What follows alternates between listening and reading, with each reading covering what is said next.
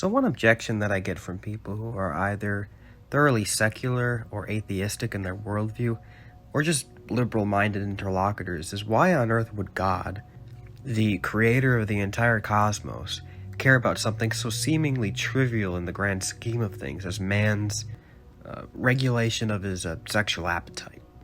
I think this is a very important issue to address because, while it may seem easy to craft a sociological argument as to why and how vast excesses of sexual promiscuity or unnatural sexual activity may be detrimental to society, it is much more difficult on a mere sociological basis to insist upon the church's natural law approach to human sexuality as the only morally licit approach to it, without any exceptions whatsoever, and why this may even have, even cosmic or divine significance. I plan to get into this in much more detail when I cover the metaphysics of gender more comprehensively, but just tentatively, I think much can be said here. Now, I think it's critically important, first and foremost, to do away with this sort of widespread notion that the church's position on human sexuality is reactionary. Now, don't misunderstand me. It is very much so reactionary in a very important sense, insofar as it, runs radically counter to the liberal consensus's approach to sexual ethics. But what I mean is that the church did not devise her rules on sexual morality in reaction to immorality, nor even in response to differing sexual philosophies, which were no doubt prevalent even in late antiquity. Rather, I think we have to be clear that the church's sexual anthropology is radically primordial. That is to say, they are teachings and insights that entirely precede the opposing philosophies of her enemies. So when the church takes a stand, for example, against homosexuality, contraception, transgenderism, promiscuity, etc., she is not so much intending first and foremost to combat philosophies that she arbitrarily has deemed to be evil or something. She is rather defending divine treasures whose primordial goodness entirely precedes the evils which compromise them. And it just so happens that the reigning ideologies of today attack those treasures in perhaps the most pervasive and direct manner, at least for thousands of years. And when I say divine treasures, I don't just mean one tiny dimension of the deposit of faith that pertains to the moral regulation of human reproductive organs. It's much less reductive than that. And exploring how deeply integrated the church's sexual anthropology is within the entire fabric of the deposit of faith, I think, will really help to combat the initial objection that I laid out in the beginning of this video, which I think a lot of just regular people are susceptible to. So, first of all, before we get into the church's sexual anthropology proper, I think we should first deal with an objection that's implicit within the initial objection, that is, why would God, the creator of the entire cosmos, care about each and every deliberate action performed by the human person, let alone man's sexual dimension? It doesn't seem a bit implausible just on the face of it, preceding divine revelation here, that given the grand vastness of the material cosmos in contrast to man's seemingly minute stature, why God would care deeply about human activity or the human person. Now, this objection, though quite popular indeed, I think has got to be among the most shallow lines of reasoning against Christianity to date. And there's a reason why you don't really find this echoed very much in antiquity, and that's because it's a kind of objection that can only be made by someone entirely disconnected from a view of the cosmos that was really taken for granted by many of the ancients, but I think has been all but forgotten today by virtue of the reigning metaphysical reductionism that unfortunately happens to animate the liberal consensus. And that view is what the tradition called the Great Chain of Being. Now, to give a very brief overview of this concept, its proponents would argue for a metaphysical picture of the world whereby created being is divinely organized according to hierarchically ordered levels of finite imitations of divine being. As such, at the very bottom you have inanimate matter, which does imitate divine being, but at the lowest and perhaps least perfect level, in as much as its perfective activity is merely just to persist in being.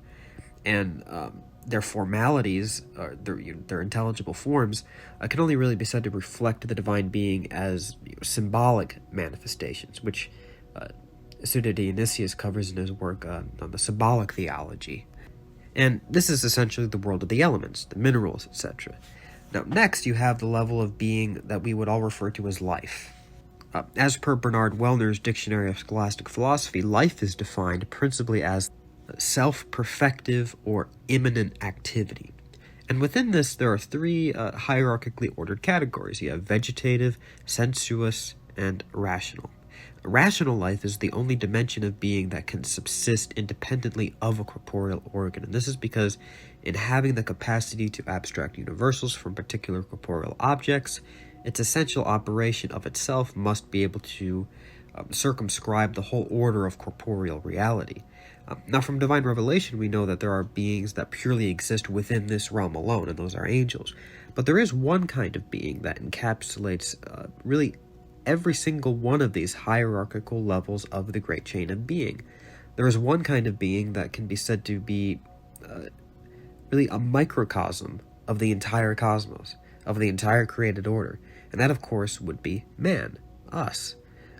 Included in man are the inanimate elements that constitute pure corporeality, such as carbon and the like, as well as vegetative and sensuous perfective capacities which we share with plants and animals, as well as the rational soul, which not only reflects the divine perfections passively, but can truly be said to be made in the image and likeness of God himself. And this is because while the divine essence subsists through himself as the pure act of existence, the rational soul subsists by itself through a received act of existence, and is therefore per se immortal.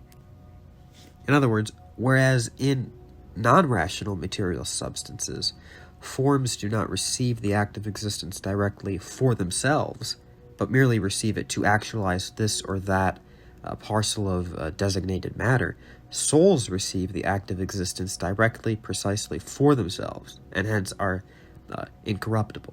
Now, more importantly, though, the rational soul has as its last perfective end God himself, without the mediation of any creature. The intellect does not ultimately tend toward the union of any particular truth, it tends toward union with truth himself. And the will, likewise, does not ultimately tend toward union with any particular good, but with the good himself, with goodness himself, with God. As such, at the very heart of man himself, I think, is revealed the twofold motivation for creation itself. As Vatican I teaches, God created principally in order to manifest his divine perfection, and secondarily in order to communicate his own goodness to creatures, that they may participate in his glory. And as we have just established, man reflects this twofold motivation in perhaps the most complete manner. By incorporating each hierarchical level of being that we just discussed within his own substance, he displays the fullness of God's creation as a microcosm of the whole universe. All that God wanted to manifest in the created order is summed up in the very constitution of man's substance. You have the inanimate world, the vegetative world, the sensuous world, and rational life. And through his rational soul, man is able to bring the fullness of the cosmos into intimate union with God himself, thereby fulfilling the second order of God's intention for creating the cosmos. Yes, it is true that angels are also made in the image and likeness of God through their angelic spiritual faculties, but angels cannot unite matter to their own union with God. Only man can, or rather only God can through man. Of course, this is achieved fully, I would say, in the incarnation of the Son of God, where the divine and the human come together under one hypostasis. But in order for this union to be achieved, the human nature co-assumed must retain its ontological purity, precisely as a real and authentic human nature. Thus, in the unification of Christ's humanity and his divinity, the supreme cosmic theophany is complete, and it is in Christ and our participation in his mystical body that will constitute the eschaton, the grand and eternal omega point of all creation. Now, all of this is to say that given the cosmic significance of man in the order of creation, it shouldn't be the least bit controversial to acknowledge that each and every deliberate action that we perform will have cosmic significance before God, because it is our participation in the eternal law of God that will, more than anything, bear the most significance to the ultimate purpose for which God created the whole cosmos. And it is in light of this cosmic significance of man that I wish to transition into why man's sexual dimension bears particular importance before God. Now, as we said before, at the ground of all reality, including the divine reality himself, is union. Within the inner life of the divinity, we have a play of manifestation and union, whereby the Father images himself in the Son and has union with him by way of the Spirit who proceeds from both. And this twofold activity of manifestation and union proceeds outward from him ad extra in creation, which in the order of formal cause manifests the divine perfections, and in the order of final cause is ordered toward union with God. And as we just said, man exemplifies this twofold purpose as a microcosm of these two dimensions of divine activity. He's the definitive cosmic theophany. Theophany, a word that means a manifestation of God. But I think we can also say that within man himself lies another cosmic theophany, and that is the distinction between male and female. Now, as we just established, man himself reflects the twofold orders of God's intention to create the cosmos, that is, manifestation and union. Insofar as he sums up the entirety of the created order, that's manifestation, and unites the whole cosmos to God by virtue of his embodied rational soul made in his image and likeness, that's union. But within the very constitution of man himself is a microcosm within a microcosm, insofar as male and female reflect the inner dimension of that divine union manifested within himself and throughout the entire metaphysical structure of created reality. I think we can establish this both philosophically and theologically. Now, formally speaking, first and foremost, male and female seem to be related to each other as the active is to the passive, in the order of human generation. As St. Albert the Great says in his treatise on animals, following Aristotle, male consists in the capacity to generate in another by virtue of his own seed, and female consists in the capacity to generate within oneself by virtue of the reception of the male's seed. Now, this active and passive union bring about the production of their own like in a third, namely the offspring. Now, in my Metaphysics of Gender series, we were going to explore the metaphysics of this process in much more detail, but what we have here generally in this duality, I think, brings forth a multitude of rich implications, not only in the order of philosophical anthropology, but also in how the sexual dimension of man in a uniquely profound way participates in the role of man as microcosm and cosmic theophany. And it is because of these implications, I think, that enable us to understand with confidence why God cares deeply, not only about humanity, but human sexuality in particular. So, what are these implications? Well, in the philosophical order, the distinction between male and female seems to exist along the same lines of other dualities that permeate not only the rest of the animal kingdom, but also the metaphysical order itself. Now, insofar as male is to female as the active is to the passive, this seems to me parallels rather nicely with dualities that can be said to underlie the very structure of created reality itself. For example, we have act and potency, form and matter, existence and essence. These are dualities that lie at the heart of Thomistic metaphysics. So let's just go through some of these. Act relates to potency in a manner, I would say, eerily similar to how male relates to female in the order of sexuality and human generation. Now, of course, this is also mirrored in the animal kingdom, of course, but as man is the microcosm of the cosmos, animal participations in this duality, I think, are meant to serve as shadows of what God ultimately meant to communicate definitively in man. So, going back to the distinction between act and potency, act, in a certain sense, bestows upon potency, metaphorically speaking, the seed of its being. And potency receives this metaphorical seed, and through this relationship gives rise to real and complete being. Form and matter reflect this duality in perhaps, I would say, an even clearer way. Form bestows upon matter the seed of intelligibility, which matter then receives and incorporates within itself, and what results from this is the very essence of a thing. Form gives intelligibility, order, and structure to matter, without which matter would reduce to chaos and non-being, and matter, in a certain sense, nurtures this intelligibility, order, and structure within the depths of its own quantitative corporeality, and without matter, this intelligibility would remain thoroughly abstract, and would have no home in which to be grounded in concrete, real being. Finally, I think this is echoed in the distinction between existence and essence. The act of existence bestows upon essence the principle of its own substantial being, and essence, in turn, receives the act of existence and nurtures it through the mode of its intelligible structure, thereby constituting the fullness of perfection in a real being. Likewise, the male communicates to the female the seed of new life, which the female then receives, nurtures, and brings into the real world. As such, the male as male bestows upon the female as female the principle of her own intelligibility, and the male receives the principle of his intelligibility as male by virtue of his relationship to the female. And this relationship permeates well beyond the sexual act, but also into the distinct roles that men and women are naturally ordered to fulfill in the wider society, as in marriage, family, social and political life. The husband as the head of the household, the woman as a nurturer of the home and of the offspring, etc., etc. Now, as I said, there are also theological dualities that mirror even these dualities.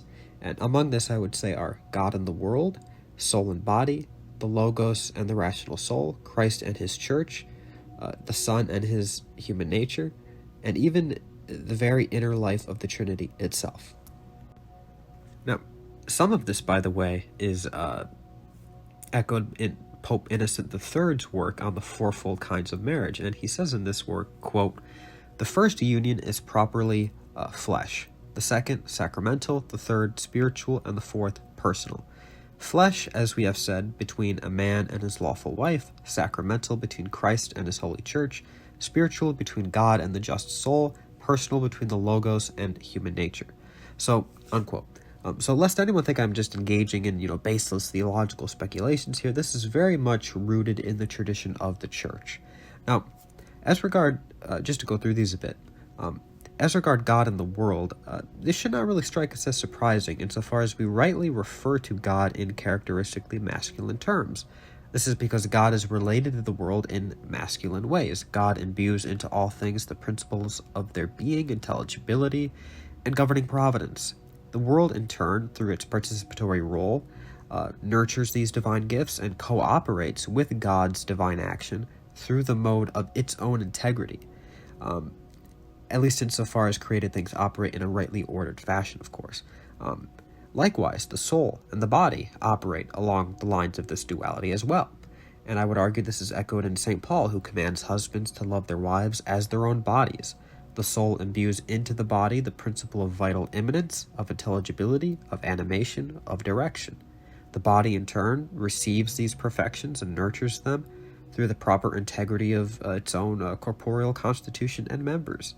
And through this relationship, the human being is whole as one integral unity. Without the direction of the soul, the body would wither into irrational chaos, and without the body, the soul would suffer in its incompleteness and would not fulfill the natural end of its own fecundity. And finally, this brings us to the highest theological dualities that are reflected in this cosmic icon that is human sexuality, and that is the relationship between Christ and his church, the Son of God and his human nature, and the very inner life of the Trinity. Now, I'm going to touch on these briefly here because I do plan to get into much more depth on this in the future, but just to give sort of a sense of this, as St. Paul says, husbands are to love their own wives as Christ loves the church, and wives are to submit to their husbands as the church is to submit to Christ.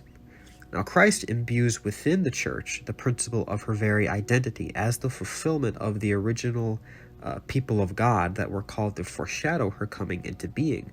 And as the church faithfully receives this mystical identity from her spouse, Christ, she brings forth as a result of this and nurtures the offsprings of this union, and that would be the communion of saints. The saints are the offspring of this unitive and procreative love between Christ and his church.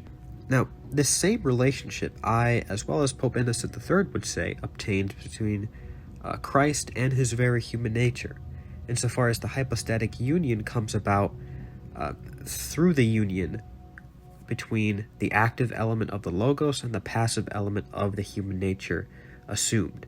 Now, of course, all of these dualities take on different roles in relation to other things. So, for example, the human nature of Christ and the Logos.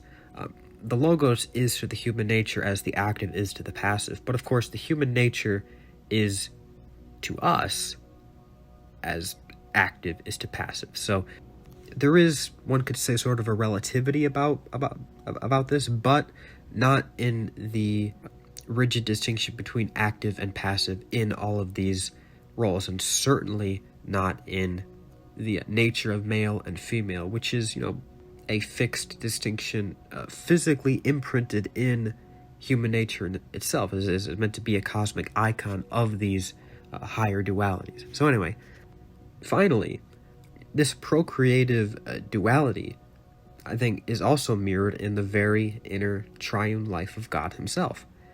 As the Father bestows upon the Son a full and complete consubstantial sharing of his infinite bountiful fecundity that is the divine substance, and insofar as the Son receives this fecund divine life and manifests the Spirit by way of proceeding love, this very much serves as an analogical basis upon which man and woman are to complete the unitive and procreative dimensions of their respective identities as related to each other. A husband is to bestow upon the wife a share of his own identity, and the wife reflects this back to him by way of an offspring which proceeds from the love of both of them. Now, we do of course have to be careful here. There's a very good reason why we never and are in fact forbidden from referring to Christ as female. This is because God must always be understood as thoroughly transcendent, and there is no division in the Godhead that could admit of constitutive duality, in as much as the Father and Son are not constitutive parts of God. Nevertheless, as St. Paul indicates in Ephesians, the headship of Christ over the church is analogous to the headship of the Father in relation to the Son. And so it is important to recognize that while creatures can only imperfectly manifest the divine, the distinction between male and female as a fixed duality in human nature does still communicate the dynamics of the very inner life of the Godhead. And of course, I am not arguing that all of these higher dualities exist in order to manifest the distinctions of human sexuality, as if human sexuality were the prime analogate here. Similarly to how God is not really related to the world, even as the world is really related to God, human sexuality serves as a grand cosmic icon of all of these noble dualities nested within the even grander and definitive cosmic icon that is man himself. And insofar as human sexuality is meant to serve this grand cosmic purpose, it should not be controversial to maintain that God would care very deeply about how we make use of this great gift that God has imbued in his already magnificent cosmic masterpiece, that is man. This distinction and the roles that ensue from this distinction between male and female are given to us by God as a gift to fulfill, respect, and bring to their intended perfection. And it's only when we bring the sexual dimension of our lives in accordance with Christ's blueprint for it within the procreative and unitive environment of sacred matrimony that we can truly be said to be in harmony with our divinely ordained roles to be a cosmic theophany or manifestation of God in our lives. Sexual immorality, such as sodomy or contraception or gender ideology, therefore would not only harm the biological integrity of human reproduction, but they really do grave violence to the very integrity, one could argue, of the whole universe, insofar as it makes a mockery of what was created to be the grand cosmic icon, not only of the intelligible order that God imbued in creaturely being, but also of the very inner life of God himself in his superessential transcendence. So that's how I would respond to those initial objections that I laid out in the beginning of this video.